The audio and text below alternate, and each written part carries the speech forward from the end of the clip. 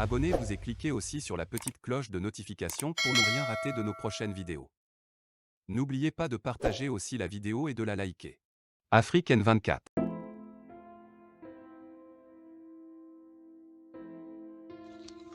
Ticha, bonsoir. Ticha, je vais bien. Et quand je dis je vais bien, je vais te dire que je vais vraiment bien. Mais par endroits, je ne me sens pas dans ma peau comme j'aurais voulu me sentir. La personne décédée que tu m'as envoyé, le flyer, me demandant si je la connais, est bien une personne proche de moi. Je connais bien la personne. Et tu as pu remarquer que ces derniers temps, je me suis replié sur moi-même. Quand le choc est grand, je ne sais plus faire beaucoup de choses. La personne et moi avions été un peu plus proches. Je n'ai pas voulu tout de suite en parler parce que quand l'autre n'est plus là et tu fais ses éloges, ça donne l'impression comme si tu tirais le pagne de ton côté. J'ai voulu que sa famille pleure la mort de leur fils, de leur frère, de leur cousin, de leur oncle. J'ai voulu regarder et faire mon deuil à mon niveau. Effectivement, Abou Agoro, alias Lopez, n'était pas un inconnu à moi. On a fait beaucoup de choses ensemble. Et pour te dire à quel point nous étions proches, je vais te lancer cette anecdote. Il y a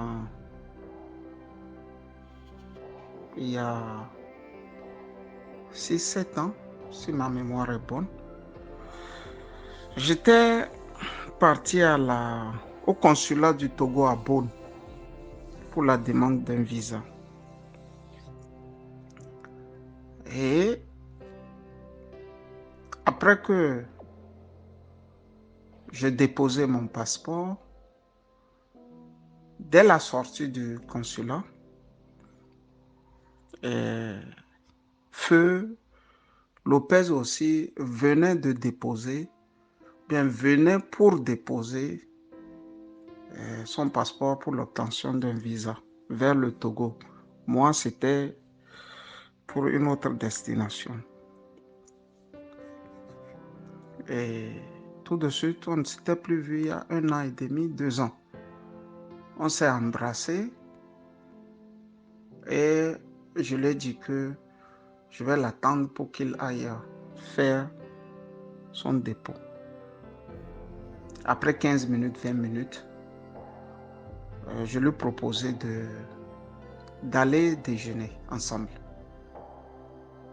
On est parti dans un café et on avait eu la maladresse de déposer nos voitures dans un parking d'un supermarché. On était là au lieu de faire 31 heures de temps. La discussion avait pris vraiment des formes très particulières où on devrait parler de sa famille, de ses problèmes, de ma famille, de mes problèmes. Et les contrôleurs sont venus pas me donner une amende, mais ils ont soulevé ma voiture qui était parquée tout à côté de la voiture de Feu Lopez. Bon. Quand nous sommes sortis, il fallait payer beaucoup. Mais dans nos poches, il n'y avait plus de l'argent. Je crois savoir que bon, il nous manquait 20 €, je crois. Et moi, je n'avais pas ma carte avec moi, lui non plus. Et on avait dû appeler Florent Tiassou, qui est journaliste à la Deutsche Welle. Comme la Deutsche Welle a pour base au siège à Bonn, c'est le journaliste en question qui est venu nous remettre 20 € pour qu'on ajoute pour reprendre moi ma voiture. Voilà l'anecdote. Pour te dire que si une personne n'est pas proche, vous ne pouvez pas rester dans un café plus de 3 heures à 4 heures de temps en train de parler. J'ai voulu te dire qu'il était très proche à moi. Donc, Ticha, je le connais. Ticha, je ne vais pas écrire l'histoire de ce brave homme parce que sa famille a lancé une note que je dois respecter. Et je crois que la famille a raison. Dans la note, il est dit de ne pas politiser la mort de leur enfant, de leurs frères, de leurs parents. Et c'est vrai, je crois savoir qu'un parti politique est allé plus loin en faisant de ce décès quelque chose, moi je dirais, une forme de cynisme, où on entend la voix de quelqu'un que nous connaissons tous en Allemagne prononcer ses regrets et que le message est fait au même moment à Lomé. Vous voyez un peu le paradoxe. Quand vous êtes parent, ami du défunt, je crois que vous n'allez pas accepter qu'on joue d'une manière aussi simpliste avec la mort de votre fils. C'était une parenthèse. Ticha Lopez et moi avions fait beaucoup de choses sur le domaine même journalistique, bien qu'il ne l'était pas. En 2008, il avait créé ce que lui-même est dénommant le sportif africain. Et quand je sus que c'était lui, Ticha, je pris ma voiture, je me retrouvais chez lui, en famille. Et pour être franc, c'est lui qui m'a appris à utiliser Joomla. Pour ceux qui sont des administrateurs de sites et consorts, il y a WordPress, il y a Joomla et autres. C'est par lui, je su qu'avec Joomla, je pouvais publier partout où j'étais les articles, les photos, les vidéos sur les sites. Et je fis cet aller-retour chez lui par 2 ou 3 fois, je crois, les samedis. Et après, je fus pratiquement son maître parce que j'avais mieux appris et maîtrisé Joomla que Feu Lopez lui-même.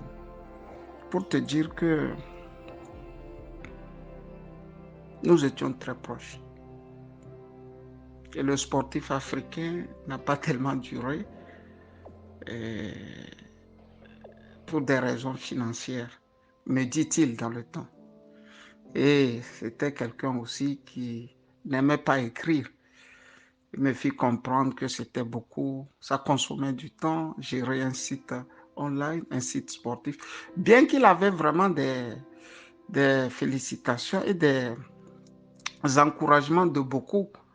Et par exemple, le journaliste doyen Aïva Bassiro, qui l'encourageait de continuer. C'était le seul site online sportif qu'on avait dans les années 2008 et dans la diaspora, et qui était un site purement ou à 100% togolais, qui parlait du sport togolais et qui avait la signature d'Agoro Lopez, Ticha.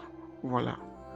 Secondo aussi, Ticha, par Lopez, beaucoup de Togolais ont pu se rapprocher du PNP, du Parti national panafricain. Bon, sur ce point, je ne veux pas trop épiloguer parce que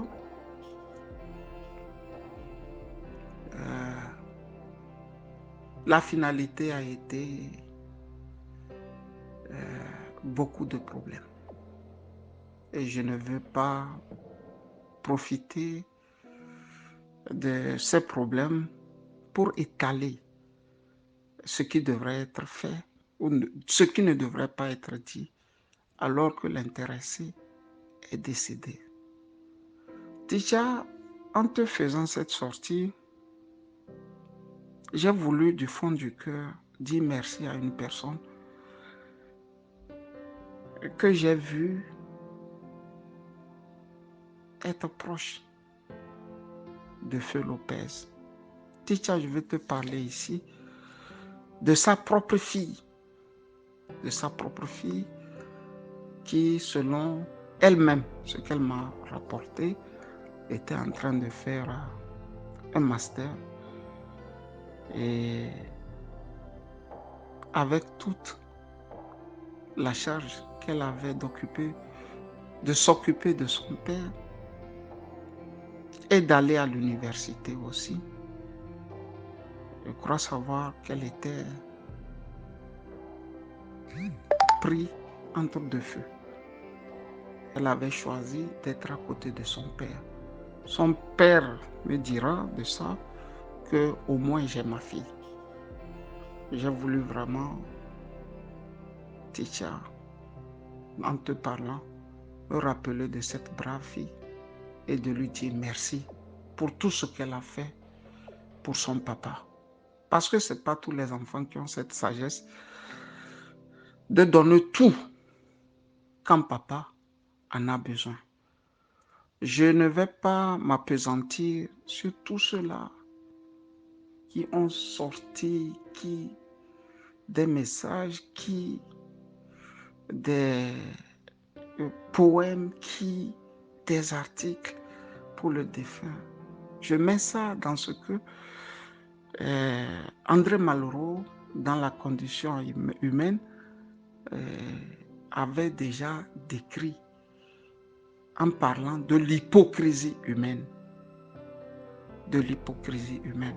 Donc, je ne vais pas m'appesantir sur des gens qui n'ont pas de conscience et qui savent tout le mal parfois qu'ils ont fait à Lopez et qui reviennent encore encenser leur proie. Eux, bien sûr, étant les bourreaux. Eux, bien sûr, étant le bourreau. Et les bourreaux. Ticha Lopez avait aussi un très proche que j'ai voulu ici saluer. C'est cet écrivain congolais de Kinshasa qui était tout à côté de lui tout le temps. J'ai vu lequel Congolais qui n'est pas de mon âge, je veux dire qu'il me dépasse en âge, qui pleurait à chaudes larmes, qui pleurait le jour où j'ai été pour la première fois quand j'ai appris que Lopez était malade. Il est venu, il s'est assis et il a craqué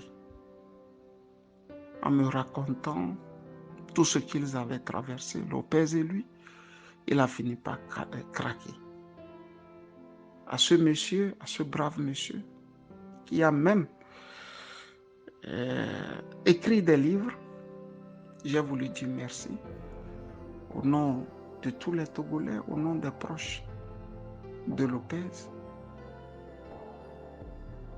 et lui dire qu'on ne pourra jamais ou on ne finira jamais de lui dire merci. Parce que, Ticha, il y a quelque chose que les gens ne comprennent pas.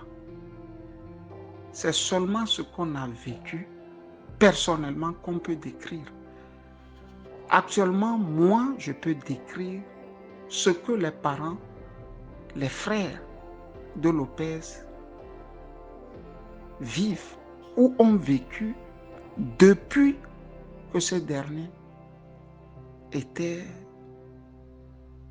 entre le lit et sa chambre. Parce que j'ai eu un frère, mon frère, qui a eu pratiquement la même trajectoire. Et le même mal où on finit par se nourrir artificiellement. Donc, voyant Lopez dans cet état, je voyais aussi mon frère. D'ailleurs, Lopez connaît mon frère. Donc, à un moment, je ne pouvais même plus décrire à Lopez ce dont mon frère avait souffert pour mourir. Je lui dirais seulement, Lopez Olivier est décédé. De quoi il souffrait et comment il en a souffert à l'hôpital. Je me suis tue parce que je devrais décrire au patient Lopez ce que mon frère aussi avait souffert et surtout enduré. C'est pas facile.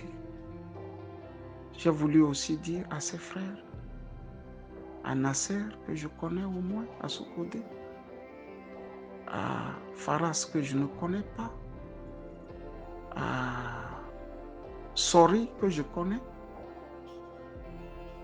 de vue, bien sûr, et à beaucoup d'Agoro que je connais comme ça, toutes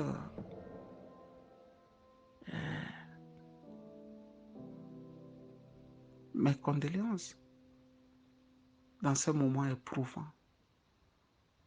Déjà seul Camus Ali peut décrire ce que la famille Agoro a senti, a enduré depuis que leur enfant était entre la vie et la mort. Puisque j'ai eu aussi un patient qui est passé par là. Ce qui m'a aussi beaucoup marqué, c'est ces moments de solitude, Tidja. Même le grand de Gaulle, dans le livre que l'académicien Max Gaillot l'avait dédié, le livre De Gaulle le solitaire. Et en parcourant les lignes du livre, tu t'en rendras compte de la solitude que De Gaulle avait aussi endurée. Il dira à ce point, dans les moments d'épouvante et de tourmente,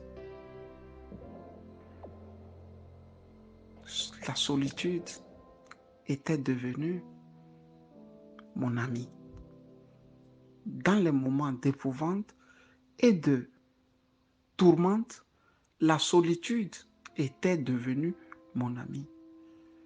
Pour te dire que quand j'ai vu Lopez, j'ai lu cette solitude. Les moments où tu as besoin des amis, tu as besoin de tout le monde. Et que soudainement, tout le monde n'est plus là. Tout le monde n'est plus là.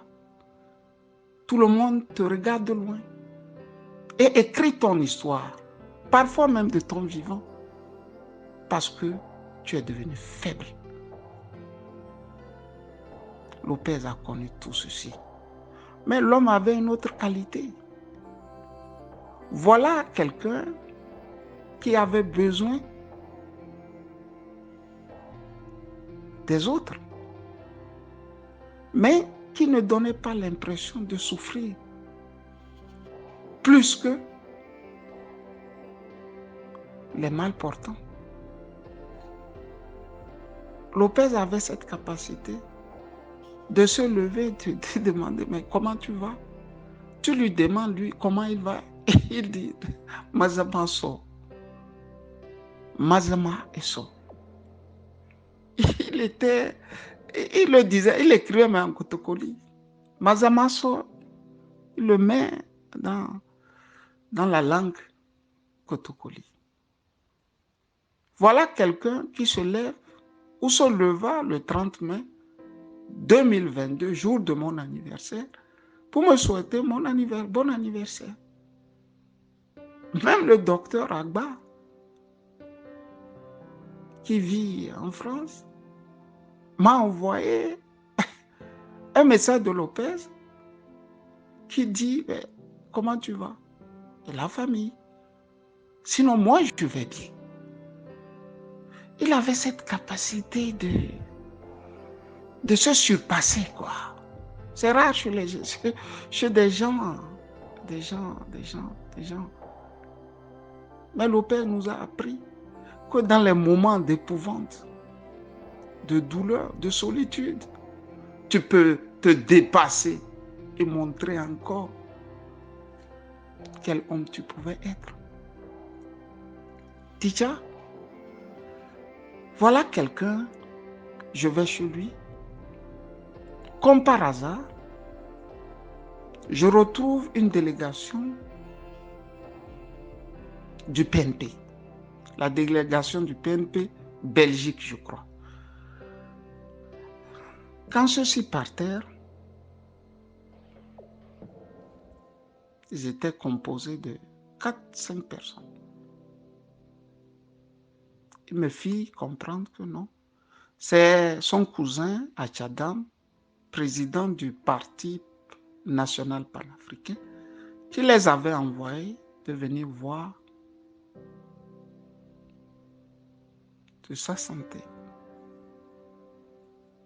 Lopez était tellement juste au point qu'il dira, ce n'est pas la seule délégation que Achadam a envoyée. Achadam a envoyé aussi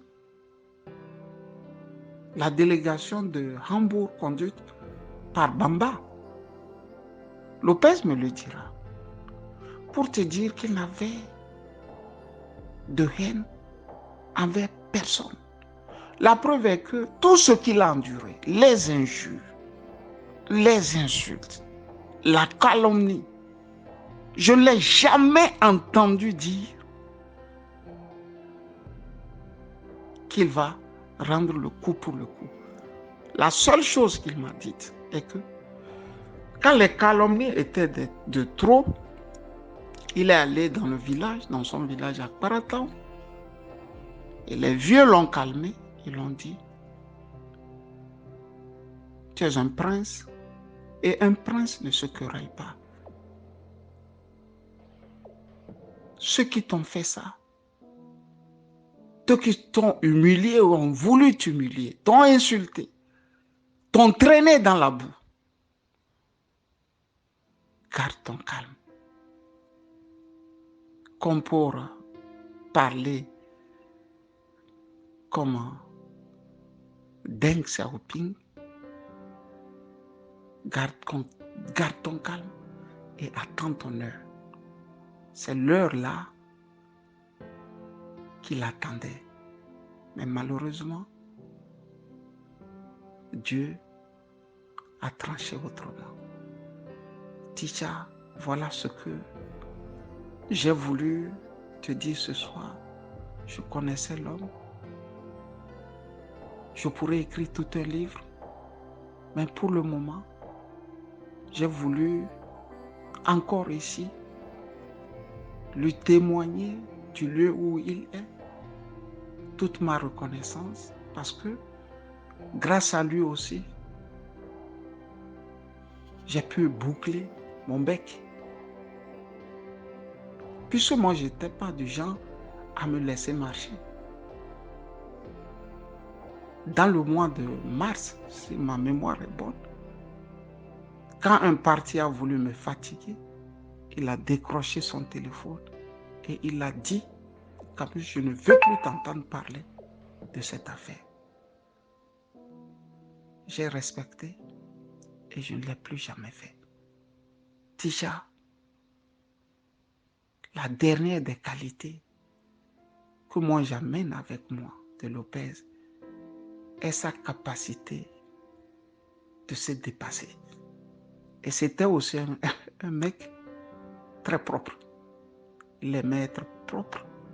D'abord sur le plan corporel, bien s'habiller, être chic. Ce sont des choses que je vais amener avec moi pour la suite de ma vie. Il était propre. Il aimait choisir les habits qu'il va mettre sur son corps. C'est très important pour te dire que ce n'était pas seulement le corps qui était sain, mais son âme aussi était sain et restera toujours sain du lieu là où il dort actuellement. Paix à son âme, condoléances à toute la famille Agoro. Soyez forts, les parents, les frères, et que Dieu vous bénisse. Camus Ali.